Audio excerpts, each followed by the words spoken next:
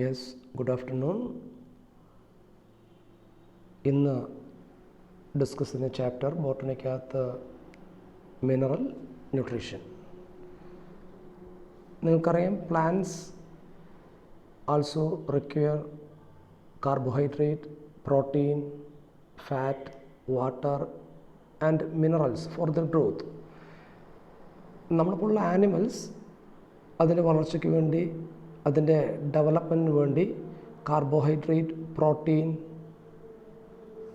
Fat, vitamins, minerals എങ്ങനെ ഉപയോഗിക്കുന്നു, അതേപോലെ തന്നെ പ്ലാന്റ്സിനും അതിൻ്റെ യഥാർത്ഥ വളർച്ച നടക്കണമെങ്കിൽ ഇത്തരത്തിലുള്ള ഓർഗാനിക് കോമ്പൗണ്ട്സ് ആയിരിക്കുന്ന കാർബോഹൈഡ്രേറ്റ്സും പ്രോട്ടീനും ഫാറ്റും അതുപോലെ ഇനോർഗാനിക് മിനറൽസൊക്കെ ആവശ്യമുണ്ട്. ഈ ചാപ്റ്ററിനകത്ത് നമ്മൾ പ്ലാന്റ്സിന് ആവശ്യമുള്ള ഇനോർഗാനിക് ന്യൂട്രിയൻസ് ഏതൊക്കെയാണെന്ന് പരിചയപ്പെടാം. അത് നമ്മൾ ആദ്യം ഒരു ടേം പരിചയപ്പെടുന്നത് ഹൈഡ്രോപോണിക്സ്. ഡയഗ്രാം സാധാരണ പരീക്ഷയ്ക്ക് വരുന്നൊരു diagram.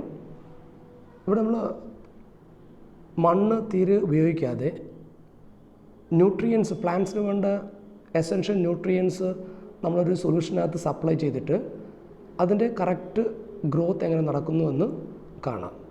The technique of growing plants in a nutrient solution in the complete absence of soil, that is called hydroponics. ഈ ഡയഗ്രാം എക്സാമിന് വന്നു കഴിഞ്ഞാൽ നമ്മളിതിൻ്റെ ടെക്നിക്കിൻ്റെ പേര് എഴുതുക ഹൈഡ്രോപോണിക്സ് എന്ന് പറയും. Hydro means water.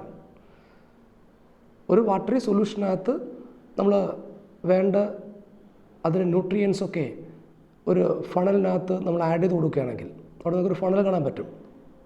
ഒരു ബ്ലൂയിഷ് സൊല്യൂഷൻ, അതിനകത്ത് നമ്മൾ ന്യൂട്രിയൻസ് ആഡ് ചെയ്തിട്ട് ഈ വെള്ളത്തിലേക്ക് ഇങ്ങനെ കൊടുത്തു കഴിഞ്ഞാൽ അത് അബ്സോർബ് ചെയ്ത് കറക്റ്റ് പ്ലാന്റ് എന്ത് ചെയ്യും, അതിൻ്റെ ഗ്രോത്ത് കാണിക്കും. അങ്ങനെ in the absence of soil the technique of growing plants in a nutrient solution is called hydroponics. ഈ ഹൈഡ്രോപോണിക്സിലൂടെ നമുക്ക് കിട്ടുന്ന പ്രയോജനം, ഒരു പ്ലാന്റിന് ഏതൊക്കെ ന്യൂട്രിയൻസാണ് വേണ്ടത് നമുക്ക് കൃത്യമായിട്ട് മനസ്സിലാക്കാൻ സാധിക്കും. നമ്മൾ കൊടുക്കുന്ന ന്യൂട്രിയൻസ് നമ്മൾ ഓരോന്നും നമ്മളതിൻ്റെ അനുപാതത്തിൽ കൊടുത്തു കഴിഞ്ഞാൽ ഏതൊക്കെ ന്യൂട്രിയൻസ് പ്ലാന്റ്സിന് ആവശ്യമുണ്ട്, അതിൻ്റെ എത്ര അളവിൽ ആവശ്യമുണ്ട്, ന്യൂട്രിയൻ്റ് അതിന് ഡെഫിഷ്യൻസി ഉണ്ടാകുമ്പോൾ അതിനെന്ത് സിംറ്റംസ് ഉണ്ടാകും, ഇതൊക്കെ നമുക്ക് കൃത്യമായിട്ട് പഠിക്കാൻ സാധിക്കും. ആ ഹൈഡ്രോപോണിക്സിലൂടെ മനസ്സിലാകുന്ന കാര്യങ്ങൾ നമുക്ക് വെച്ചുകൊണ്ട് പ്ലാന്റ്സിൻ്റെ സാധാരണ അതിൻ്റെ ഗ്രോത്തിന് വേണ്ടി നമുക്കത് ഉപയോഗിക്കാൻ സാധിക്കും. ഹൈഡ്രോപോണിക്സിൻ്റെ പ്രയോജനം to study the essential elements and their deficiency symptoms.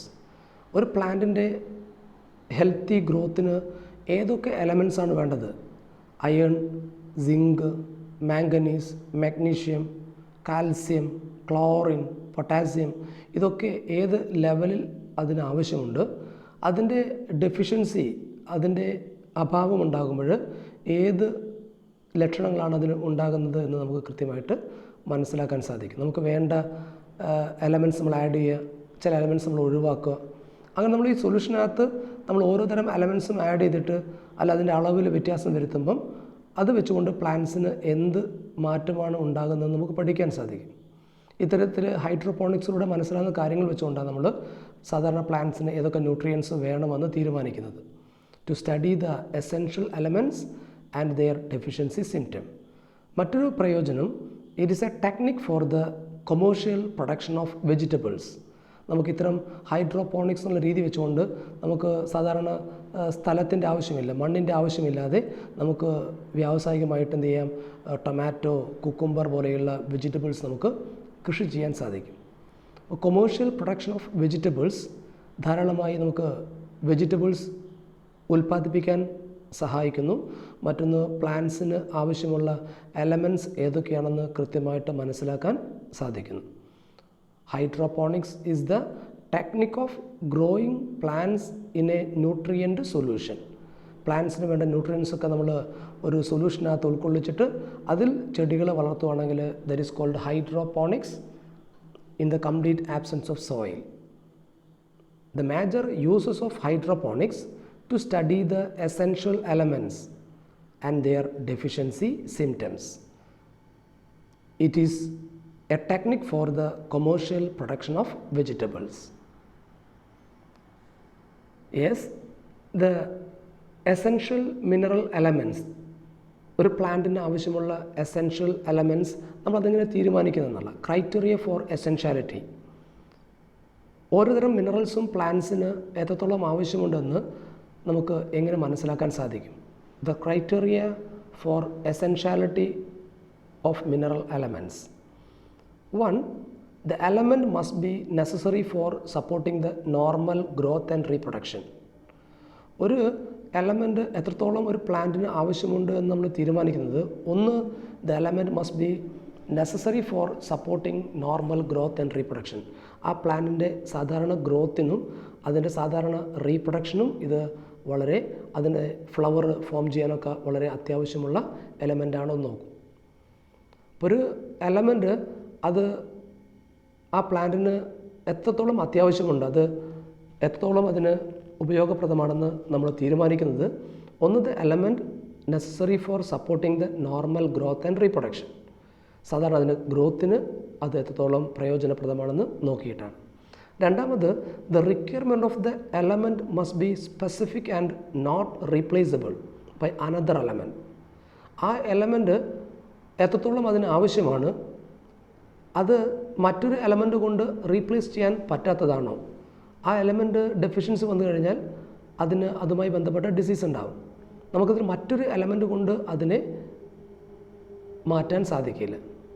അത്തരത്തിൽ ഒരു പ്ലാന്റിന് ഏറ്റവും സ്പെസിഫിക് ആയിട്ടുള്ള എലമെൻ്റ് ആണോ എന്ന് നമ്മൾ കണക്കാക്കും. The requirement of the element must be specific and not replaceable by another element. The element must be directly involved in the metabolism of the plant. ആ പ്ലാന്റിൻ്റെ സാധാരണ അതിൻ്റെ മെറ്റബോളിക് ആക്ടിവിറ്റീസിന് വളരെ പ്രയോജനപ്രദമായ എലമെൻ്റ് ആയിരിക്കണം. ഒരു എലമെൻ്റ് പ്ലാന്റിന് എത്രത്തോളം പ്രയോജനമാണ് എന്ന് നമ്മൾ തീരുമാനിക്കുന്നത്, the element must be necessary for supporting the normal growth. The requirement of the element must be specific and not replaceable by another element. The element must be directly involved in the metabolic activities of the plant.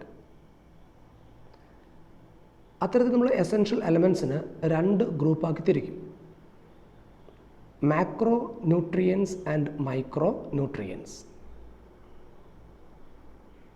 ഇപ്പോൾ ഒരു പ്ലാന്റിനകത്തുള്ള അതിന് വളർച്ചയ്ക്ക് സഹായിക്കുന്ന എലമെൻസിന്, ന്യൂട്രിയൻസിന്, inorganic ന്യൂട്രിയൻസിന് നമ്മൾ രണ്ട് ഗ്രൂപ്പാക്കി തിരിക്കും: macro nutrients, the elements present in plant tissues in large amount. പ്ലാന്റ്സിന് കൂടുതൽ വേണ്ട എലമെൻസിനെ മാക്രോ ന്യൂട്രിയൻസ് എന്നും, കുറഞ്ഞ അളവിൽ വേണ്ട എലമെൻസിനെ ട്രേസ് എലമെൻറ്റ്സ് അല്ലെങ്കിൽ മൈക്രോ ന്യൂട്രിയൻസ് എന്ന് പറയും. ചില എലമെൻറ്റ്സ് കുറഞ്ഞ അളവിൽ ആവശ്യമുള്ളൂ, പക്ഷെ അതിനേക്കാളും കുറയുമ്പോൾ അതുമായി ബന്ധപ്പെട്ട ഡിസീസ് ഉണ്ടാവും. ചില ന്യൂട്രിയൻസ് ഒരുപാട് ധാരാളമായ ആവശ്യമുണ്ടാകും. നമ്മുടെ ബോഡിയിലും അങ്ങനെ തന്നെയാണ്. ചില എലമെൻറ്റ്സ് നമുക്ക് കൂടുതൽ ആവശ്യമുണ്ട്, ചിലതാണെങ്കിൽ കുറഞ്ഞ അളവിൽ ആവശ്യമുണ്ട്. അത്തരത്തിൽ പ്ലാന്റ്സിന് കൂടുതൽ ആവശ്യമുള്ള എലമെൻറ്റ്സിനെ മാക്രോ ന്യൂട്രിയൻസ് എന്ന് പറയും. കുറഞ്ഞ അളവിൽ ആവശ്യമുള്ള ആൾക്കാർ നമ്മൾ മൈക്രോ ന്യൂട്രിയൻസ്. അപ്പം മൊത്തം the essential elements are grouped into 2 types. Macronutrients, the elements present in large amount. അത്തരത്തിലുള്ള മാക്രോന്യൂട്രിയൻസിന് examples carbon, hydrogen, oxygen, nitrogen, phosphorus, sulphur, potassium, calcium and magnesium. These elements are called macronutrients. ഈ elements പ്ലാന്റ്സിന് ധാരാളമായി കൂടുതൽ അളവിൽ ആവശ്യമുള്ള elements ആരൊക്കെയാണ്? Carbon, നിങ്ങളതിൻ്റെ simple കൊടുത്താലും മതി, കാർബൺ, ഹൈഡ്രജൻ, ഓക്സിജൻ. ഇപ്പോൾ കാർബോഹൈഡ്രേറ്റ്സിനകത്തൊക്കെ main carbon, hydrogen, oxygen. Nitrogen, phosphorus, sulphur, potassium, calcium and magnesium. Micro nutrients or trace elements, the elements needed in very small amount. These micronutrients are iron, manganese, copper, zinc, boron, chlorine, nickel and molybdenum. These are the micronutrients. The role of micro and macro nutrients. നമ്മൾ നേരത്തെ പറഞ്ഞ ആ രണ്ട് category ന്യൂട്രിയൻസിൽ എലമെൻസിൽ ചില ന്യൂട്രിയൻസിൻ്റെ ഉപയോഗമാണ് പറയുന്നത്. എല്ലാ ന്യൂട്രിയൻസും നമുക്ക് ഓർഡറിൽ പഠിച്ചു വെക്കാൻ ബുദ്ധിമുട്ടാണ്. അപ്പോൾ ടെക്സ്റ്റിനകത്ത് പറയുന്ന പ്രധാനപ്പെട്ട ന്യൂട്രിയൻസ് ഒന്ന് nitrogen. It is a component of protein. Nitrogen നിങ്ങൾക്കറിയാം, നൈട്രജൻ പ്രോട്ടീനകത്ത് നൈട്രജൻ ഉണ്ടാവും. പ്രോട്ടീൻ്റെ basic unit amino acid, amino ആസിഡിനകത്ത് നൈട്രജൻ ഉണ്ടാവും, NH2 ഗ്രൂപ്പ്. അപ്പോൾ nitrogen is a macro nutrient. It is present in protein. Nucleic acid, nucleic ആസിഡിനകത്ത് nucleotides ഉണ്ടാവും. ന്യൂക്ലിയോടൈഡ്സിനകത്ത് നൈട്രജൻ ബേസ് ഉണ്ടാവും. Adenine, guanine, thymine, uracil, cytosine, അതിനകത്തൊക്കെ അതുണ്ടാവും, നൈട്രജൻ ഉണ്ടാവും. In some vitamins and hormones.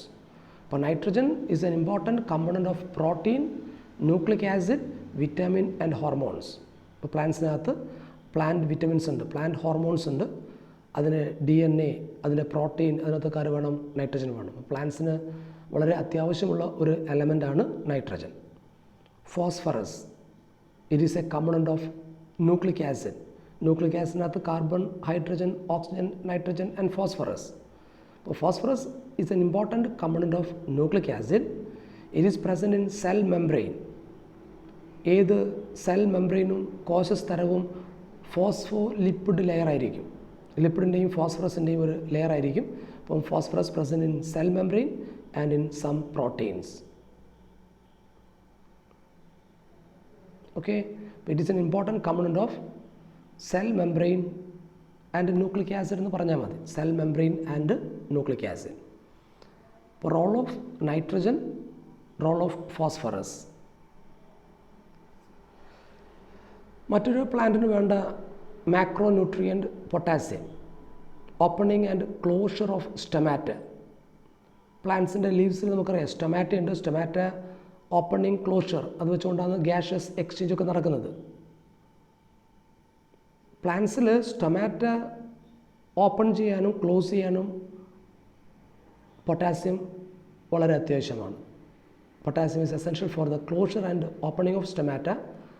Activation of some enzymes maintain ionic balance in the cells.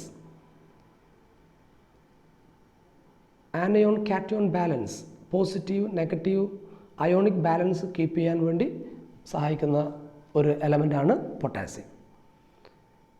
ഒന്നോ രണ്ടോ അതിൻ്റെ റോള് നിങ്ങൾ കണക്ട് ചെയ്ത് കൺഫ്യൂഷൻ വരാത്ത രീതിയിൽ ഓർത്ത് വെച്ചാൽ മതി. Calcium, it regulates the metabolic activities of a plant. ഒരു പ്ലാന്റിൻ്റെ മെറ്റബോളിക് ആക്ടിവിറ്റീസിനെ കൺട്രോൾ ചെയ്യുന്നുണ്ട്. It activates some enzymes. നമ്മൾ എൻസൈംസിൻ്റെ ചാപ്റ്റർ പഠിച്ചപ്പോൾ അവിടെ കോ ഫാക്ടർ പഠിച്ചിട്ടുണ്ടാകും. ആ കോ ഫാക്ടർ പല ടൈപ്പ് ഉണ്ട്. അതിൽ ഒരു ടൈപ്പ് ആണ് ഇനോർഗാനിക് അയോൺസ് ആണ്. കാൽസ്യമൊക്കെ എന്ത് ചെയ്യും? പല എൻസൈംസിൻ്റെയും കോ ഫാക്ടറായിട്ട് വർക്ക് ചെയ്യും. അത് നമ്മൾ പറയുന്നത് ഇറ്റ് ആക്ടിവേറ്റ്സ് സം എൻസൈംസ്. മറ്റൊരു element iron, Fe2+. It activates some enzymes. ചില എൻസൈംസിൻ്റെ കോ ഫാക്ടറായിട്ട് വർക്ക് ചെയ്യുന്നുണ്ട്. It is essential for the formation of chlorophyll. ക്ലോറോഫിനകത്തുള്ളൊരു പ്രധാന എലമെൻറ്റ് അയേണാണ്. അപ്പോൾ it is present in chlorophyll. It activates some enzymes. Manganese, manganese നമുക്ക് പറയാൻ പറ്റും Mn2+. It activates some enzymes.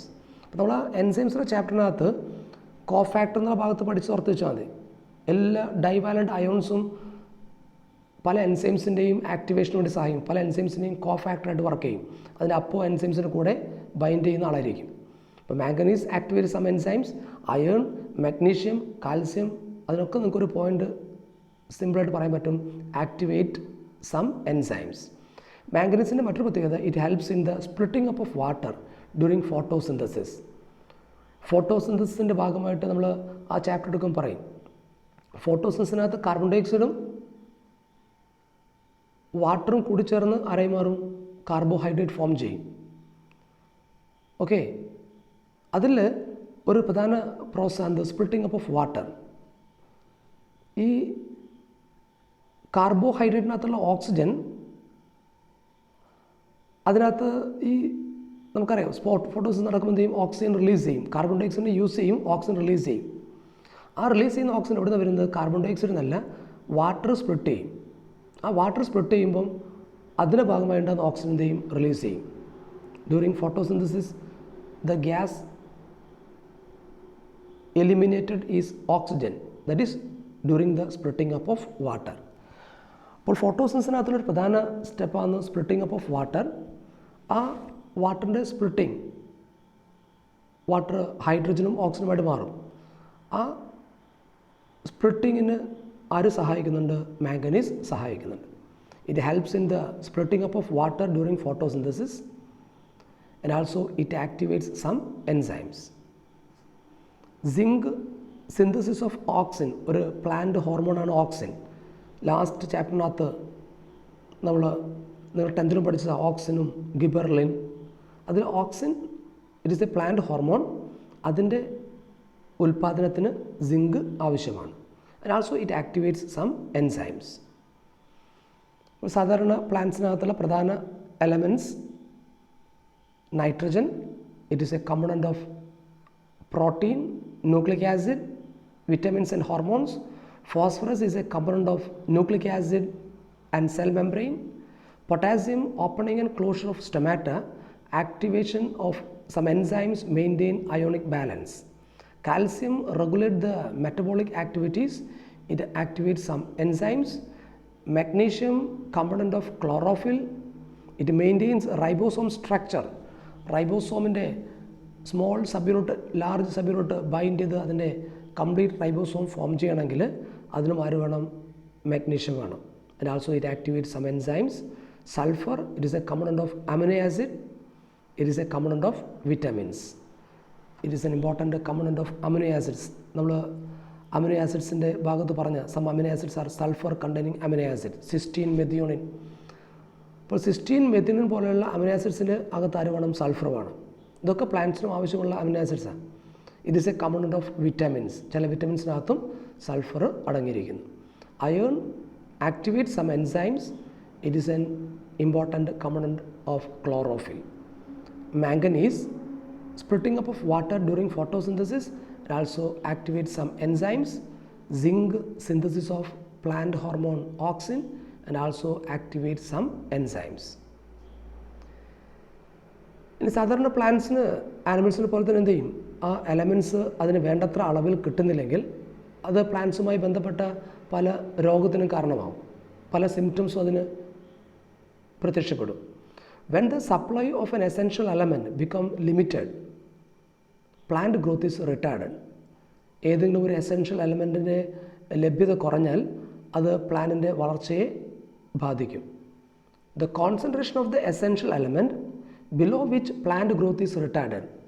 ഒരു പ്ലാന്റ് ഗ്രോത്തിനെ ബാധിക്കുന്ന രീതിയിൽ ഏതെങ്കിലും ഒരു എലമെൻറ്റിൻ്റെ അളവ് താഴ്ന്നു കഴിഞ്ഞാൽ that condition is called critical concentration എന്ന് പറയും. The concentration of the essential element below which the plant growth is retarded is called critical concentration. അങ്ങനെ ക്രിട്ടിക്കൽ കോൺസെൻട്രേഷൻ ഏതെങ്കിലും ഒരു എലമെൻറ്റ് വരുമ്പോൾ സാധാരണ പ്ലാന്റ്സിനുണ്ടാകുന്ന സിംറ്റംസ് രണ്ട് കണ്ടീഷൻ നമ്മൾ പറയുന്നത് ക്ലോറോസിസും നെക്രോസിസും. പ്ലാന്റ്സുമായി ബന്ധപ്പെട്ട രണ്ട് അവസ്ഥയാണ് ക്ലോറോസിസ്. ക്ലോറോസിസ് എന്ന് പറയുമ്പോൾ loss of chlorophyll leading to the yellowing in leaves. പ്ലാന്റ്സിൻ്റെ ലീവ്സൊക്കെ എന്ത് ചെയ്യും? മഞ്ഞളിപ്പുണ്ടാകും. അതിൻ്റെ ഗ്രീനിഷ് കളർ പോയിട്ടത് ഒരു മഞ്ഞളിച്ച രീതിയായിരിക്കും. ഒരു ഹെൽത്തി ഗ്രോത്ത് ഉണ്ടാകില്ല. അതിൻ്റെ ഇലകൾ പഴുത്ത് വീണുകൊണ്ടേയിരിക്കും. That condition is called chlorosis. Loss of chlorophyll leading to the yellowing in leaves. പ്ലാന്റ്സിൻ്റെ ഇലകൾ പഴുത്ത് വീണു പോകുന്ന അവസ്ഥ. അതിന് കാരണം the deficiency of nitrogen, potassium, manganese, sulphur, iron, magnesium, manganese, zinc and molybdenum. ഈ എലമെൻസിൻ്റെ ഒക്കെ അഭാവത്തിൽ ഇതിൽ ഏതിൻ്റെയും അഭാവം വന്നു കഴിഞ്ഞാൽ എന്ത് ചെയ്യാം? ഏത് എലമെൻറ്റും ആ ക്രിട്ടിക്കൽ കോൺസെൻട്രേഷനിൽ ആണെങ്കിൽ അതിന് കാരണമാവും ക്ലോറോസിസിന് കാരണമാവും. അപ്പോൾ പലപ്പോഴും കൃഷിയിലും നമ്മുടെ ഗാർഡനിലൊക്കെ നമുക്ക് അനുഭവപ്പെടുന്ന അവസ്ഥയാണ് ഈ പ്ലാന്റ്സിൻ്റെ ഗ്രോത്ത് കറക്റ്റ് നടക്കാതെ അതിൻ്റെ ലീവ്സ് പെട്ടെന്ന് കൊഴിഞ്ഞു പോകുന്ന അവസ്ഥ. അതിന് കാരണം എന്താകാം? ഈ പറയുന്ന എലമെൻസിൻ്റെ ലഭ്യത കുറവാകാം. Nitrogen, potassium, magnesium, sulphur, iron, manganese, zinc and molybdenum. That condition is called chlorosis. മറ്റൊരു condition necrosis. Necrosis means death of plant tissues due to the deficiency of calcium, magnesium, copper and potassium. പൊട്ടാസ്യത്തിൻ്റെ അളവ് കുറഞ്ഞാൽ ക്ലോറോസിസിന് കാരണമാവും, അതുപോലെ നെക്രോസിസിന് കാരണമാവും. മഗ്നീഷ്യവും potassium ഒക്കെ രണ്ടിലും വരുന്നുണ്ട്. അപ്പോൾ കാൽസ്യം, മഗ്നീഷ്യം, കോപ്പർ, പൊട്ടാസ്യം ഇവയുടെയൊക്കെ അളവ് കുറഞ്ഞു കഴിഞ്ഞാൽ, ഇവയൊക്കെ ക്രിട്ടിക്കൽ കോൺസെൻട്രേഷനിലാണെങ്കിൽ അത് പ്ലാന്റ്സിൻ്റെ പല ഭാഗവും കേടുവന്ന് നഷ്ടപ്പെടാൻ കാരണമാവും. പ്ലാന്റ്സ് ഗ്രോത്തിനെ ബാധിക്കും. The death of plant tissues due to the deficiency of these elements called necrosis. നമുക്കിതിനകത്ത് പ്രധാനമായി ഡിസ്കസ് ചെയ്യാനുള്ള ഭാഗം നൈട്രജൻ സൈക്കിൾ. നിങ്ങൾ പല സൈക്കിളും 10th-ലും 9th-ലൊക്കെ പഠിച്ചു കഴിഞ്ഞതാണ്. Oxygen cycle, water cycle, carbon cycle. അതേപോലെ നമ്മൾ പ്രധാനപ്പെട്ടൊരു അറ്റ്മോസ്ഫിയറിക് സൈക്കിളാണ്, ഒരു ഗ്യാഷ്യസ് സൈക്കിളാണ് നൈട്രജൻ സൈക്കിൾ. ഇതിനകത്ത് നിങ്ങൾക്ക് ക്ലിയർ ആണ്. അറ്റ്മോസ്ഫിയറിക് നൈട്രജൻ്റെ അൾട്ടിമേറ്റ് സോഴ്സ് ആണ് അറ്റ്മോസ്ഫിയർ. അവിടെ ഗ്യാഷ്യസ് സ്റ്റേറ്റ് നൈട്രജൻ ഉണ്ടാവും. ഈ നൈട്രജൻ മണ്ണിലേക്ക് എത്തുന്ന ഫോമിനെ നമ്മൾ വിളിക്കുക നൈട്രജൻ ഫിക്സേഷൻ എന്ന് പറയുക. പ്ലാന്റ്സിനും ആനിമൽസിനും നേരിട്ട് നൈട്രജൻ അറ്റ്മോസ്ഫിയറിൽ നിന്ന് എടുക്കാൻ പറ്റില്ല. അപ്പോൾ അത് ആദ്യം മണ്ണിലേക്ക് വരണം. The conversion of nitrogen into ammonia. ഈ അറ്റ്മോസ്ഫിയറിക് നൈട്രജന് അമോണിയാക്കി മാറ്റുന്ന പ്രോസസ്സിന് വരാമെന്ന് നൈട്രജൻ ഫിക്സേഷൻ എന്ന് പറയും. അത് പല പ്രോസസ്സുണ്ട്. ഇൻഡസ്ട്രിയൽ ഫിക്സേഷൻ ഉണ്ട്. ഇൻഡസ്ട്രീസിൽ നിന്ന് പുറത്തേക്ക് വരുന്ന പുകയിൽ നൈട്രജൻ എന്ത് ചെയ്യാം, അമോണിയ കൺവേർട്ട് ചെയ്യും. ഇലക്ട്രിക്കൽ നൈട്രജൻ ഫിക്സേഷൻ ഉണ്ട്. അതേപോലെ ബയോളജിക്കൽ നൈട്രജൻ ചില മൈക്രോബ്സിൻ്റെ സഹായത്താൽ എന്ത് ചെയ്യും, അറ്റ്മോസ്ഫിയറിക് നൈട്രജൻ അമോണിയയായി മാറും. This conversion of atmospheric nitrogen into ammonia is called nitrogen fixation. ഇനി ആ അമോണിയ എന്ത് ചെയ്യും, പിന്നീട് നൈട്രേറ്റായി മാറും, NO3. അതാദ്യം നൈട്രൈറ്റായി മാറും, പിന്നീട് അത് നൈട്രേറ്റായി മാറും. അതിന് വിളിക്കുമ്പോൾ നൈട്രിഫിക്കേഷൻ എന്നാണ് പറയുക. ഇവിടെ 3 ടേംസ് നിങ്ങൾക്ക് അറിയണം: nitrogen fixation, nitrification, ammonification. Nitrogen fixation simple, the conversion of atmospheric nitrogen into ammonia. The conversion of ammonia into nitrate is called nitrification. ആ റെഡിനകത്ത് കാണിച്ചത് നൈട്രിഫിക്കേഷനാണ്. ആ നൈട്രേറ്റ് എന്ത് ചെയ്യും, പിന്നെ പ്ലാന്റ്സ് അതിൻ്റെ ഭക്ഷണത്തിൻ്റെ ഭാഗമായിട്ട് നൈട്രേറ്റ്സ് പ്ലാന്റ്സിനകത്തേക്ക് വരും. ആ പ്ലാന്റ്സും അതിൽ നിന്ന് ആരിലേക്ക് വരും, ആനിമൽസിലേക്ക് വരും. പ്ലാന്റ്സിനെ ഭക്ഷണമാക്കുമ്പോൾ അത് ആനിമൽസിലേക്ക് വരും. ഈ പ്ലാന്റ്സും ആനിമൽസും ഒക്കെ ഡെത്ത് ഉണ്ടാകുമ്പോൾ എന്ത് ചെയ്യും, അതിൻ്റെ ഡീകമ്പോസിഷൻ്റെ ഭാഗമായിട്ട് അത് വീണ്ടും അമോണിയയായി മാറും. അങ്ങനെ പ്ലാന്റ് ടിഷ്യൂസ് ഡീകമ്പോസിഷൻ്റെ ഭാഗമായിട്ട് അതിൽ നിന്നും അമോണിയ ഫോം ചെയ്യുമ്പോൾ നമ്മൾ ഇതിനെ വിളിക്കുക അമോണിഫിക്കേഷൻ എന്ന് പറയാം. The decomposition of plant and animal tissues, organic tissues into ammonia is called ammonification. ഇപ്പോൾ 2 രീതിയിൽ സോയിലിലേക്ക് അമോണിയ വരും. ഒന്ന് അറ്റ്മോസ്ഫിയറിക് നൈട്രജൻ അമോണിയയ്ക്ക് മാറ്റും, മറ്റൊന്ന് പ്ലാന്റ്സിൻ്റെയും ആനിമൽസിൻ്റെയും ടിഷ്യൂസ് ഡീകമ്പോസിഷൻ്റെ ഭാഗമായിട്ടും അമോണിയ ഫോം ചെയ്യും. ഈ അമോണിയ പിന്നീട് നൈട്രേറ്റായി മാറും. ഈ നൈട്രേറ്റാണ് പ്ലാന്റ്സ് അതിൻ്റെ ഭാഗമാക്കി മാറ്റുന്നത്. അപ്പോൾ നൈട്രജൻ സൈക്കിളിൽ നമ്മൾ ഏറ്റവും ആദ്യം നിങ്ങൾ അറ്റ്മോസ്ഫിയറിക് നൈട്രജൻ ഒരു ഏരിയ ഉണ്ടാകണം.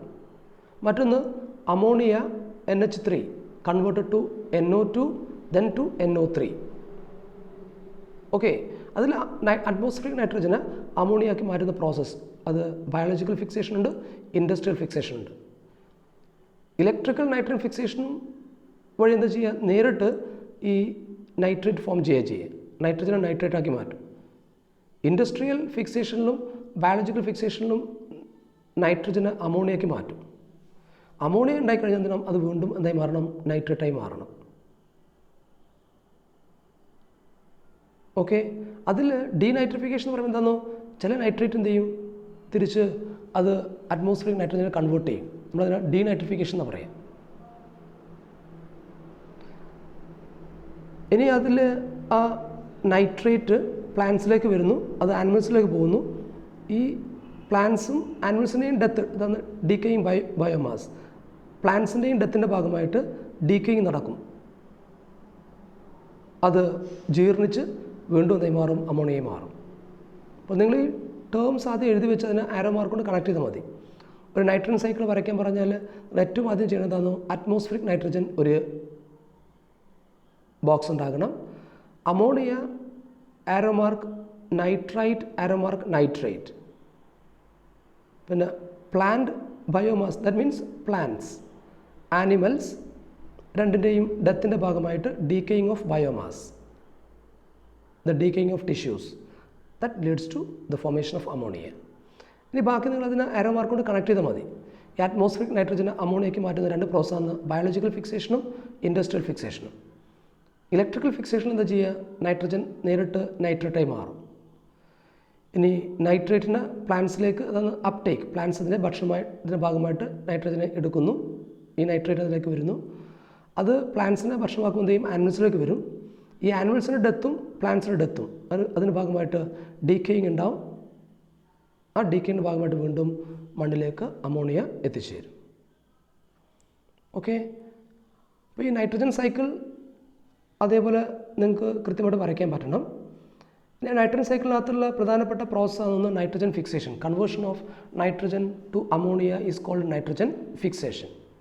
Ammonification, the decomposition of organic nitrogen, പ്ലാന്റ്സിൻ്റെയും ആനിമൽസിൻ്റെ ഒക്കെ ബോഡിയിലുള്ള നൈട്രജന് into ammonia, that is called ammonification.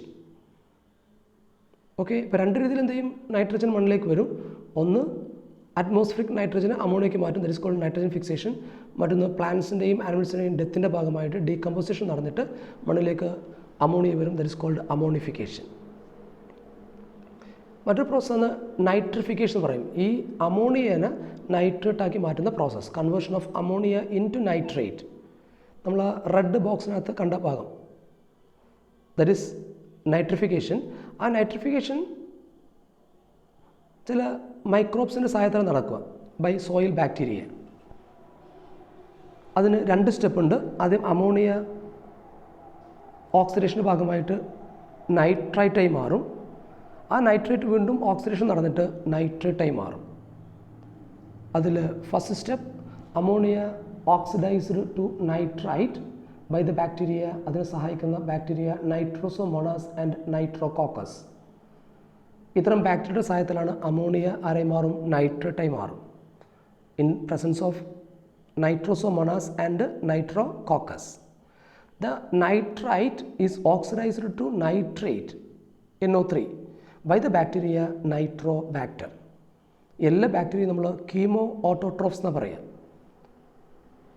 Photo autotrophs ഉണ്ട്, കീമോ ഓട്ടോട്രോപ്സ് ഉണ്ട്. ഓട്ടോട്രോപ്സ് എന്നാൽ സ്വയം ഭക്ഷണം ഉണ്ടാക്കുന്ന ആൾക്കാർ. അത് സൺലൈറ്റിൻ്റെ സഹായത്താൽ സ്വയം ഭക്ഷണം ഉണ്ടാക്കുകയാണെങ്കിൽ പ്ലാന്റ്സൊക്കെ അറിയാവുന്നത് ഫോട്ടോ ഓട്ടോട്രോപ്സ് ആണ്. എന്നാൽ ചില ബാക്ടീരിയ ഒക്കെ എന്ത് ചെയ്യും? അതിന് സ്വന്തം ഭക്ഷണം ഉണ്ടാക്കാൻ സാധിക്കും കെമിക്കൽ എനർജി കൊണ്ട്. ലൈറ്റ് എനർജി അല്ല, കെമിക്കൽ എനർജി. ഇപ്പോൾ ഈ ഒരു റിയാക്ഷൻ നടക്കുമ്പം റിലീസ് ചെയ്യുന്ന എനർജി കൊണ്ടാണ് എന്ത് ഈ മൈക്രോബ്സ് അതിൻ്റെ ഭക്ഷണം ഫോം ചെയ്യുന്നത്. അങ്ങനെ synthesis of food in presence of chemical energy is called chemoautotrophism. അത്തരം ആൾക്കാർ വിളിക്കുമ്പോൾ കീമോ ഓട്ടോട്രോപ്സ് എന്നാണ് പറയുക. ഇപ്പോൾ നൈട്രോസോമോണാസ്, നൈട്രോകോക്കസ് ഇവരൊക്കെ അറിയുന്നത് കീമോ ഓട്ടോട്രോപ്സ് ആണ്. ഇത്തരം കീമോ ഓട്ടോട്രോപ്സിൻ്റെ സഹായത്തിലാണ് നൈട്രിഫിക്കേഷൻ നടക്കുന്നത്. നൈട്രിഫിക്കേഷനകത്ത് രണ്ട് സ്റ്റെപ്പ് ഉണ്ട്. Ammonia converted to nitrite, then nitrite is converted to nitrate. ആ റിയാക്ഷൻ നേരത്തെയുള്ള നമ്മൾ ഈ കണ്ട റിയാക്ഷൻ നിങ്ങൾക്ക് അതിന് കൂടെ അറിഞ്ഞിരിക്കണം. Ammonia to nitrite, then nitrite to nitrate. Yes, നമ്മൾ ഫസ്റ്റ് പറഞ്ഞില്ല ബയോളജിക്കൽ നൈട്രജൻ ഫിക്സേഷൻ. അറ്റ്മോസ്ഫിയറിക് നൈട്രജന് അമോണിയയ്ക്ക് മാറ്റുന്ന പ്രോസസ്സാണ് നൈട്രജൻ ഫിക്സേഷൻ. അതിൽ പ്രധാന പ്രോസസ്സ് എന്താണ്? ബയോളജിക്കൽ പ്രോസസ്സാണ്. മൈക്രോബ്സിൻ്റെ സഹായത്താൽ നമുക്ക് എന്ത് പറ്റും? അറ്റ്മോസ്ഫിയറിക് നൈട്രജനെ മണ്ണിലേക്ക് എത്തിക്കാൻ പറ്റും. ഈ ഒരു ഭാഗം നിങ്ങൾ 10th മറ്റോ ഏകദേശം പഠിച്ച ഭാഗമാണ്. The conversion of nitrogen to ammonia by living organism is called biological nitrogen fixation. സൂക്ഷ്മജീവികൾ മൈക്രോബ്സിൻ്റെ സഹായത്താൽ അമോണിയനെ അറ്റ്മോസ്ഫിയറിക് നൈട്രജനെ അമോണിയയ്ക്ക് കൺവേർട്ട് ചെയ്യുകയാണെങ്കിൽ that is called biological nitrogen fixation. അവിടെ നടക്കുന്ന പ്രോസസ്സാണ് atmospheric nitrogen N2 that is converted to ammonia. അതിന് ഒരു ഇമ്പോർട്ടൻറ്റ് എൻസൈം ആവശ്യമുണ്ട്. ആ എൻസൈമാണ് ആരോ മാർക്കിന് മുകളിൽ കൊടുത്തിരിക്കുന്നത് നൈട്രോജിനേസ് enzyme. In presence of nitrogenase enzyme. The biological nitrogen fixation involves an enzyme called nitrogenase. It is present exclusively in prokaryotes. Are prokaryotes bacteria? അപ്പോൾ ബാക്ടീരിയക്കകത്ത് മാത്രം കാണപ്പെടുന്ന ഒരു എൻസൈമാണ് നൈട്രോജിനേസ്. അപ്പോൾ ഈ മൈക്രോബ്സിൻ്റെ സഹായത്തിൽ എന്ത് ചെയ്യുന്നത് മെയിൻ അറ്റ്മോസ്ഫിയറിക് നൈട്രജൻ അമോണിയയിൽ മാറുന്നത്. അറ്റ്മോസ്ഫിയറിക് നൈട്രജന് മൈക്രോബ്സിൻ്റെ സഹായത്താൽ അമോണിയയ്ക്ക് കൺവേർട്ട് ചെയ്യുകയാണെങ്കിൽ that is called biological nitrogen fixation. It require an enzyme called nitrogenase. It is present in bacteria. Nitrogen fixing microbes, nitrogen fixing organisms ഒന്ന് അസഡോബാക്ടർ, റോഡോസ്പൈറില്ലം, അനബേന, നോസ്റ്റോക്ക്. ഇവരൊക്കെ നിങ്ങൾ തൊട്ട് മുന്നേയുള്ള പല ഭാഗത്ത് പഠിച്ചതാണ്. അനബേന, നോസ്റ്റോക്കിൻ്റെ ഒക്കെ ഡയഗ്രം നമ്മൾ പഠിച്ചിരുന്നു. നോസ്റ്റോക്ക്, അനബേന, അസഡോബാക്ടർ ഇവരൊക്കെ ആരാന്ന് നൈട്രജൻ ഫിക്സിംഗ് ഓർഗാനിസംസ് ആണ്. മറ്റൊരു തരം നൈട്രജൻ ഫിക്സേഷനാണ് സിംബയോട്ടിക് ബയോളജിക്കൽ നൈട്രജൻ ഫിക്സേഷൻ എന്ന് പറയും. സിംബയോട്ടിക് മീൻസ് ഒരു മ്യൂച്വൽ അസോസിയേഷനാണ്. അതിൽ വരുന്ന ഒരു എക്സാമ്പിളാണ് റൈസോബിയം. ഇതൊരു bacteria. It has relationship with roots of legumes. പയറുവർഗ്ഗത്തിൽ വരുന്ന ചെടികളുടെ വേരുമായി ചങ്ങാത്തം സ്ഥാപിക്കുന്ന ഒരു ബാക്ടീരിയയാണ് റൈസോബിയം. അങ്ങനെ എന്ത് ചെയ്യും, റൈസോബിയം അതിൻ്റെ ഭാഗമായിട്ട് അറ്റ്മോസ്ഫിയറിക് നൈട്രജന് അത് മണ്ണിലേക്ക് എത്തിക്കും. അതുകൊണ്ട് നമ്മൾ മണ്ണിൽ നൈട്രജൻ കൂടാൻ വേണ്ടി പയർ വർഗ്ഗത്തിൽപ്പെട്ട ചെടികളെ നിങ്ങൾ ഇടവിള കൃഷിയായിട്ട് പറമ്പിൽ വളർത്തുന്നത്. അപ്പം അതിനൊക്കെ എന്ത് ചെയ്യും, നിങ്ങൾ എവിടെ ഈ പയറിൻ്റെയും ബീൻസിൻ്റെ ഒക്കെ ചെടി പറിച്ചു കഴിഞ്ഞാൽ അതിന് വേരിന് മുകളിൽ ചെറിയ ചെറിയ ബബിൾസ് കാണാൻ പറ്റും. നൊഡ്യൂൾ എന്ന് പറയും. മുഴകളുണ്ടാവും. അതിനകത്ത് ആരുണ്ടാവും, ഇഷ്ടംപോലെ ഈ ബാക്ടീരിയ ഉണ്ടാവും. സിംബയോട്ടിക് ബാക്ടീരിയ ഉണ്ടാവും. ഈ സിംബയോട്ടിക് ബാക്ടീരിയ നൈട്രജൻ ഫിക്സേഷന് സഹായിക്കും. അങ്ങനെ റൂട്ട്സുമായി റിലേഷൻഷിപ്പ് സ്ഥാപിക്കുന്ന ബാക്ടീരിയ അവരെ വിളിക്കുക സിംബയോട്ടിക് ബാക്ടീരിയ എന്ന് പറയുക. The symbiotic biological nitrogen fixation. Rhizobium has relationship with the roots of legumes like garden pea, sweet pea, broad bean. ഇവരൊക്കെ നമ്മൾ പീ ഫാമിലിക്കകത്ത് വരുന്ന പയറ് വർഗ്ഗത്തിൽ വരുന്ന ചെടികളാണ്. ഇവരുടെയൊക്കെ റൂട്ട്സിനകത്ത് ആരുണ്ടാവും, ഇത്തരം ബാക്ടീരിയ അറ്റാച്ച്ഡ് ആയിരിക്കും. ആ ഏരിയ നമ്മൾ പറയുക നൊഡ്യൂൾസ് എന്നാണ് പറയുക. They form nodules on roots. Nodules are small outgrowths on roots. നിങ്ങൾ എവിടെ പയർ ചെടിയുണ്ടോ അതിൻ്റെ ചെടിയൊന്ന് മണ്ണിൽ നിന്നും ഉയർത്തിക്കഴിഞ്ഞാൽ ആ വേരിൻ്റെ ഭാഗത്ത് ചെറിയ ചെറിയ നൊഡ്യൂൾസ് കാണാൻ പറ്റും. ഈ നൊഡ്യൂൾസ് എങ്ങനെ ഫോം ചെയ്യുക എന്നുള്ളത്. The development of nodule. Rhizobium plural rhizobia. Rhizobia multiply and get attached to the root hair cells. പ്ലാന്റിൻ്റെ റൂട്ട് ഹെയർസ് അവിടെ കാണിച്ചിരിക്കുന്നു. ആ റൂട്ട് ഹെയർസുമായിട്ട് അറ്റാച്ച് ചെയ്യുന്ന റൈസോബിയം ഒരു സോയിൽ ബാക്ടീരിയ. മണ്ണിലുള്ള റൈസോബിയം പ്ലാന്റ്സിൻ്റെ റൂട്ട് ഹെയർസുമായിട്ട് അറ്റാച്ച് ചെയ്യും. അതാണ് ഒന്നാമത്തെ step. Rhizobia multiply and get attached to the root hair cells. Then an infection thread is formed carrying the bacteria into the cortex of the root. അങ്ങനെ എന്ത് ചെയ്യും, അതിൻ്റെ ആ റൂട്ട് ഹെയർസിൽ ചെറിയൊരു ചാനൽ ഫോം ചെയ്യും, ഒരു പാസേജ് ഫോം ചെയ്യും. കണ്ടില്ലേ, ആ റൂട്ട് ഹെയർ ഒരു ഹുക്ക് ലൈക്ക് സ്ട്രക്ചറായി മാറും, ഒരു വളഞ്ഞ ഷേപ്പിലേക്ക് വരുന്നു. ആ റൂട്ട് ഹെയർ വളർന്നിട്ട് ഒരു കൊളുത്തുപോലെയായി മാറും. എന്നിട്ട് എന്ത് ചെയ്യും, അതിൻ്റെ ഹോളിലൂടെ എന്ത് ചെയ്യും, ആ റൂട്ട് ഹെയറിൻ്റെ ഹോളിലൂടെ ഈ ബാക്ടീരിയ ഈ റൂട്ടിൻ്റെ ഉള്ളിലേക്ക് കടക്കും. അതാണ് തേർഡ് ഡയഗ്രത്തിൽ കാണാം. ബാക്ടീരിയ ഒരു ഇൻഫെക്ഷൻ ത്രെഡ് എന്ന് പറയുക. ഈ റൂട്ട് ഹെയർസിൻ്റെ ഉള്ളിലൂടെ എന്ത് ചെയ്യുന്നു, അത് നേരെ അതിൻ്റെ റൂട്ടിൻ്റെ ടിഷ്യൂസിലേക്ക് കടക്കുന്നു. അവിടെ വെച്ച് എന്ത് ചെയ്യും, ഇവർ മൾട്ടിപ്ലൈ ചെയ്തിട്ട് മൊത്തം എന്ത് ചെയ്യും, ആ സെൽസൊക്കെ കൂടി ചേർന്ന് ഒരു ബോൾ പോലെയായി മാറും. That structure is called nodule. അപ്പോൾ ഒന്നാമത്തെ സ്റ്റെപ്പിൽ മണ്ണിലുള്ള ബാക്ടീരിയ, പല ഭാഗത്ത് കാണപ്പെടുന്ന ബാക്ടീരിയ റൂട്ട് ഹെയറിന് മുകളിലേക്ക് കണക്ട് ചെയ്യുന്നു. പിന്നെ അത് ഡിവൈഡ് ചെയ്തിട്ട് ഒരു ഗ്രൂപ്പായി മാറും. അത് റൂട്ട് ഹെയറിൻ്റെ ഉള്ളിലൂടെ എന്ത് ചെയ്യും, റൂട്ടിൻ്റെ സെൽസിലേക്ക് എത്തും. പിന്നീട് അത് ഡിവൈഡ് ചെയ്ത് അവിടെയുള്ള സെൽസും ഡിവൈഡ് ചെയ്ത് മൊത്തം ഒരു ഈ ബാക്ടീരിയ ഒരു ബോൾ പോലെ മാറും. മറ്റുള്ള സെൽസ് കൂടി ചേർന്ന് ഒരു ബോൾ ലൈക്ക് സ്ട്രക്ചറിനുള്ളിലേക്ക് വരും. അങ്ങനെ ബോൾ ലൈക്ക് സ്ട്രക്ചർ ഫോം ചെയ്ത് കഴിഞ്ഞാൽ that is called root nodule. The rhizobium multiply and attached to the root hair cell. An infection thread is formed carrying the bacteria into the cortex of the root. The bacteria are released into the cells. The nodule formed establishes a direct vascular connection. Vascular means xylem phloem connection with the host for exchange of nutrients. പിന്നെ എന്ത് ചെയ്യും, ഈ bacteria ന്യൂട്രിയൻസിന് എന്ത് ചെയ്യുന്നു, പ്ലാന്റുമായിട്ട് അങ്ങോട്ടും ഇങ്ങോട്ടും exchange ചെയ്യും. അപ്പോൾ പ്ലാന്റുമായിട്ട് ഇയാളൊരു റിലേഷൻഷിപ്പ് സ്ഥാപിക്കും. അങ്ങനെ ഈ ബാക്ടീരിയ എന്ത് ചെയ്യും, നൈട്രജൻ ഫിക്സേഷൻ സഹായിക്കും. ആ നൈട്രജൻ എന്ത് ചെയ്യും, ഈ ബാക്ടീരിയ ഫിക്സ് ചെയ്യുന്ന നൈട്രജൻ ആ വാസ്കുലർ കണക്ഷൻ പ്രകാരം അതിൻ്റെ പ്ലാന്റ്സിലേക്ക് വിട്ടുകൊടുക്കും. അപ്പോൾ പ്ലാന്റ്സിന് എന്ത് ചെയ്യുന്നു, ഈ നൈട്രജൻ ഫിക്സേഷൻ അതിൻ്റെ ഉള്ളിൽ തന്നെ നടന്നിട്ട് അത് പ്ലാന്റ്സിന് ഉപയോഗിക്കാൻ സാധിക്കുന്നു. ഇപ്പോൾ സിംബയോട്ടിക് അസോസിയേഷൻ, അതിനകത്ത് ബാക്ടീരിയ പ്ലാന്റ്സിൻ്റെ റൂട്ടുമായിട്ട് അറ്റാച്ച് ചെയ്തിട്ട് നൈട്രജൻ ഫിക്സേഷൻ സഹായിക്കും. അതിൻ്റെ ഭാഗമായിട്ട് അവിടെയുള്ള സെൽസൊക്കെ കൂടിച്ചേർന്ന്, ഈ ബാക്ടീരിയ നിൽക്കുന്ന ഭാഗത്തുള്ള റൂട്ട് സെൽസൊക്കെ കൂടിച്ചേർന്ന് ഡിവൈഡ് ചെയ്തിട്ട് ഒരു ബോൾ ലൈക്ക് സ്ട്രക്ചറായി മാറും. That is called root nodule. ആ റൂട്ട് നൊഡ്യൂൾ ഫോം ചെയ്യുന്ന ഡിഫറെൻറ്റ് സ്റ്റേജസാണ് കാണിച്ചിരിക്കുന്നത്. ഏറ്റവും last mature nodule. The nodule contains nitrogenase enzyme and leg haemoglobin.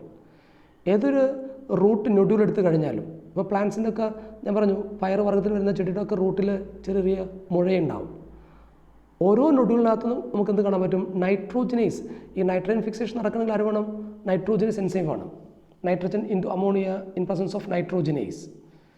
ആ നൈട്രോജനസ് എൻസൈം ആർക്കേ ഉള്ളൂ, പ്രൊക്കാരിയോട്സിനേ ഉള്ളൂ. ഈ പ്രൊക്കാരിയോട്സ് റൈസോബിയം പ്ലാന്റ്സിൻ്റെ റൂട്ടുമായിട്ട് റിലേഷൻഷിപ്പ് സ്ഥാപിക്കുമ്പോൾ പ്ലാന്റ്സിന് കിട്ടുന്ന മെച്ചം എന്താണെന്നോ, നൈട്രോജനസ് എൻസൈമിൻ്റെ ഉപയോഗം കിട്ടുന്നു. ആ നൈട്രോജനസ് എൻസൈം അതേപോലെ തന്നെ മറ്റൊരു എലമെൻ്റാണ് ലെഗ് ഹീമോഗ്ലോബിൻ എന്ന് പറയും. Leguminous haemoglobin. ലെഗുമിനസ് പ്ലാന്റ്സിനകത്തുള്ള അതിൻ്റെ ടിഷ്യൂസ് റൂട്ട്സിൽ കാണപ്പെടുന്ന ഒരുതരം ഹീമോഗ്ലോബിനാണ് leg haemoglobin. The enzyme catalyses the conversion of atmospheric nitrogen to ammonia. ഈ എൻസൈമിൻ്റെ സഹായത്താൽ ഏത് നൊഡ്യൂളിനകത്തും രണ്ട് ഘടകങ്ങളുണ്ട്, nitrogenase enzyme and leguminous haemoglobin. Legume പയറുവർഗ്ഗത്തിൽ വരുന്ന ചെടികളാണ്, അതിൻ്റെ റൂട്ടിൽ കാണപ്പെടുന്ന ഹീമോഗ്ലോബിനാണ് ലെഗ് ഹീമോഗ്ലോബിൻ. ഓക്സിജന് ക്യാരി ചെയ്യുന്ന ആൾക്കാരാണ് ഹീമോഗ്ലോബിൻ. ഓക്സിജൻ അബ്സോർബറാണ് ഒരു ഹീമോഗ്ലോബിൻ. അത് ലെഗുമിനസ് പ്ലാന്റ്സിനകത്ത് ഹീമോഗ്ലോബിൻ ഉണ്ട്. പ്ലാന്റ്സിൻ്റെ ഇത്തരം ലെഗുമിനസ് പ്ലാന്റ്സിനകത്ത് വരുന്ന പയറുവർഗ്ഗത്തിൽ വരുന്ന ചെടികളുടെ റൂട്ടിൽ കാണപ്പെടുന്ന ഹീമോഗ്ലോബിൻ്റെ പേരാണ് legume haemoglobin, that is leg haemoglobin. The enzyme catalyses the conversion of atmospheric nitrogen to ammonia. ആദ്യം എന്ത് ചെയ്യും, ഈ എൻസൈം അമോണിയ ഫോം ചെയ്യും. Nitrogenase is highly sensitive to oxygen.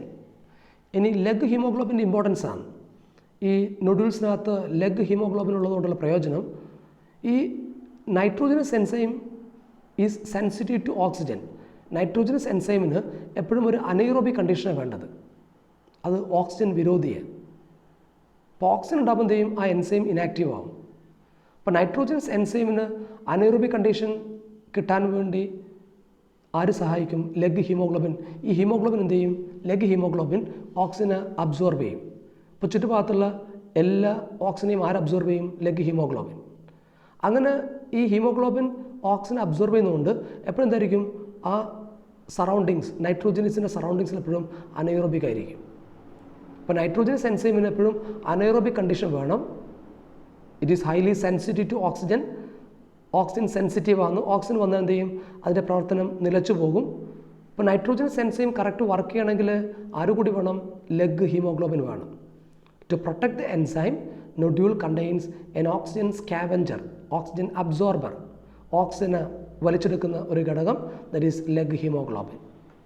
ഇപ്പോൾ നൈട്രോജനസ് എൻസൈം നൈട്രജന് അമോണിയയായി കൺവേർട്ട് ചെയ്യാൻ സഹായിക്കും. ലെഗ് ഹീമോഗ്ലോബിൻ അതിന് ഹെൽപ്പ് ചെയ്യുന്ന നൈട്രോജനസ് എൻസൈമിനെ സഹായിക്കാൻ വേണ്ടി പ്രവർത്തിക്കുന്നു. To protect the nitrogenase, nodule contains an oxygen scavenger, oxygen absorber called leg hemoglobin. Okay, അപ്പോൾ ഈ ചാപ്റ്ററിനകത്ത് ഇത്രയും ചാപ്റ്ററിനകത്തുള്ളൂ. ഫോക്കസ് ഏരിയയിൽ വരുന്ന ഭാഗവും അതിൻ്റെ കുറച്ചുകൂടി അധികം നമ്മളെടുത്തു. അപ്പോൾ അതിൽ ഏറ്റവും ആദ്യം നമ്മൾ നോക്കേണ്ടത് ഹൈഡ്രോപോണിക്സ് ഉള്ള ആ ടെക്നിക്ക് നിങ്ങൾക്ക് അറിയണം. ആ ഡയഗ്രാം കണ്ടു കഴിഞ്ഞാൽ ഒരു പ്ലാന്റ് ന്യൂട്രിയൻ്റ് സൊല്യൂഷനകത്ത് വളരുന്ന കണ്ടാൽ ഹൈഡ്രോപോണിക്സ് എന്നാണ് പറയേണ്ടത്. അതുകൊണ്ടൊരു പ്രയോജനം പ്ലാന്റ്സിന് ഏതൊക്കെ എലമെൻറ്റ്സ് എത്രത്തോളം അളവിൽ ആവശ്യമുണ്ട് നമുക്ക് ടെസ്റ്റ് ചെയ്യാൻ പറ്റും. മറ്റൊന്ന് കൊമേഴ്ഷ്യലി മണ്ണുപയോഗിക്കാതെ നമുക്ക് വ്യാവസായികമായിട്ട് ടൊമാറ്റോ, കുക്കുംബർ പോലെയുള്ള വെജിറ്റബിൾസ് ഉണ്ടാക്കാൻ സഹായിക്കും. പിന്നീട് നിങ്ങൾ ഒരു പ്ലാന്റിൻ്റെ എലമെൻറ്റ് അത് എത്രത്തോളം എസെൻഷ്യൽ ആണെന്ന് മനസ്സിലാക്കാനുള്ള criteria for essentiality of elements, അത് ഏതൊക്കെ ക്രൈറ്റീരിയ നമ്മൾ തീരുമാനിക്കുന്നത് നേരത്തെ പറഞ്ഞത് ഓർത്ത് വെക്കണം. പ്ലാന്റ് എലമെൻറ്റ്സിന്, പ്ലാന്റ് ന്യൂട്രിയൻസിന് രണ്ട് രീതിയിൽ മാറ്റും. നമ്മൾ കൂടുതലായി കാണപ്പെടുന്ന എലമെൻറ്റ്സിന് മാക്രോ ന്യൂട്രിയൻസ്, കുറഞ്ഞ അളവിൽ കാണപ്പെടുന്നതിന് മൈക്രോ ന്യൂട്രിയൻസ്. അപ്പോൾ ഏതൊരു പ്ലാന്റിൻ്റെയും ഹെൽത്തി ഗ്രോത്തിന് ഈ എലമെൻറ്റ്സ് ഒക്കെ ആവശ്യമുണ്ട്. അത് ആവശ്യമുള്ള അളവിനേക്കാളും കുറവാണെങ്കിൽ നമ്മളതിന് ക്രിട്ടിക്കൽ കോൺസെൻട്രേഷൻ എന്ന് പറയും. അത്തരത്തിൽ എലമെൻറ്റ്സ് ക്രിട്ടിക്കൽ കോൺസെൻട്രേഷനിൽ വരുമ്പോൾ ഉണ്ടാകുന്ന രണ്ട് പ്രധാന കണ്ടീഷനാണ് ക്ലോറോസിസും നെക്രോസിസും. അത് നിങ്ങൾ പഠിച്ചു കഴിഞ്ഞു. ഇനി സാധാരണ എലമെൻറ്റ്സിൻ്റെ പ്ലാന്റ്സിനകത്തുള്ള പ്രയോജനം, അത് പ്രധാനപ്പെട്ട എലമെൻറ്റ്സ് കാൽസ്യം, മാഗ്നീഷ്യം, പൊട്ടാസ്യം, അതൊക്കെ നിങ്ങൾ ആ പറഞ്ഞതൊന്ന് 1-2 പോയിൻ്റ് ഓർത്ത് വെക്കണം. നൈട്രജൻ സൈക്കിൾ വരയ്ക്കാൻ സാധിക്കണം. ആ നൈട്രജൻ സൈക്കിൾ വരയ്ക്കുമ്പോഴും ഞാൻ പറഞ്ഞു നിങ്ങൾ അറ്റ്മോസ്ഫിയറിക് നൈട്രജൻ അവിടെ ഉണ്ടാകണം. പിന്നെ അമോണിയ, നൈട്രേറ്റ് ആ കൺവേർഷൻ ഒരു ടേബിളായി കാണിക്കണം. പിന്നെ അതിൽ നിന്ന് പ്ലാന്റ്സിലേക്ക് വരുന്നു, പ്ലാന്റ് ബയോമാസ്, അത് പ്ലാന്റ്സിൽ നിന്ന് ആനിമൽസിലേക്ക് വരുന്നു. പ്ലാന്റ്സും ആനിമൽസിൻ്റെയും ഡെത്തിൻ്റെ ഭാഗമായിട്ട് വീണ്ടും അമോണിഫിക്കേഷൻ നടന്നിട്ട് അത് അമോണിയയായി മാറുന്നു. പിന്നെ അതിന് ബാക്കി നിങ്ങൾ ആരോ മാർക്ക് കൊണ്ട് കണക്ട് ചെയ്താൽ മതി. 3 പ്രധാന ഇവൻറ്റ്സാണ് നൈട്രജൻ സൈക്കിളിനകത്തുള്ളത്: നൈട്രജൻ ഫിക്സേഷനും, നൈട്രിഫിക്കേഷനും, അമോണിഫിക്കേഷനും. അതിൽ നൈട്രജൻ ഫിക്സേഷനകത്തൊരു പ്രധാന പ്രോസസ്സാണ് ബയോളജിക്കൽ നൈട്രജൻ ഫിക്സേഷൻ. ആ ബയോളജിക്കൽ നൈട്രജൻ ഫിക്സേഷനകത്ത് മറ്റൊരു ഇമ്പോർട്ടൻറ്റ് സ്റ്റെപ്പാണ് സിംബയോട്ടിക് ബയോളജിക്കൽ നൈട്രജൻ ഫിക്സേഷൻ. ചില സിംബയോട്ടിക് ബാക്ടീരിയ നൈട്രജൻ ഫിക്സേഷന് സഹായിക്കും. അത്തരം ഒരാളാണ് റൈസോബിയം. ലെഗുമിനസ് പ്ലാന്റ്സിൻ്റെ റൂട്ടുമായിട്ട് അറ്റാച്ച് ചെയ്തിട്ട് നൈട്രജൻ അത് നൊഡ്യൂൾസ് ഫോം ചെയ്യും. ആ നൊഡ്യൂൾസിനകത്ത് നൈട്രോജനസ് എൻസൈം ഉണ്ടാവും. അതേപോലെ ലെഗ് പ്ലാന്റ്സിനകത്തുള്ള റൂട്ടിൽ കാണപ്പെടുന്ന ലെഗുമിനസ് പ്ലാന്റ്സ് കാണപ്പെടുന്ന ഹിമോഗ്ലോബിനാണ് ലെഗ് ഹിമോഗ്ലോബിൻ. നൈട്രോജനസ് എൻസൈം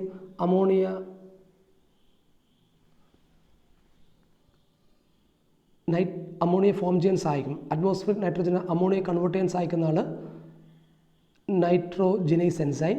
ആ നൈട്രോജനസ് എൻസൈം ഓക്സിജൻ സെൻസിറ്റീവ് ആയതുകൊണ്ട് ഓക്സിജനെ അബ്സോർബ് ചെയ്തിട്ട് ആ എൻസൈമിൻ്റെ ചുറ്റുഭാഗത്ത് അനൈറോബിക് കണ്ടീഷൻ കീപ്പ് ചെയ്യാൻ വേണ്ടിയിട്ട് ലെഗ് ഹീമോഗ്ലോബിനൊക്കെ സാധാരണ പരീക്ഷയ്ക്ക് വരുന്ന ചോദ്യമാണ്. ഇത്രയും ഭാഗം നിങ്ങൾ ടെക്സ്റ്റ് കൂടി വെച്ചിട്ട് ഞാൻ പറഞ്ഞത് കേട്ടുകൊണ്ട് പഠിച്ചു വെക്കണം. ഈ ചാപ്റ്റർ ഇവിടെ അവസാനിക്കുന്നു. നമ്മൾ എടുത്ത ചാപ്റ്റർ മിനറൽ ന്യൂട്രീഷൻ. ക്ലാസ്സിലിരുന്ന എല്ലാവർക്കും നന്ദി.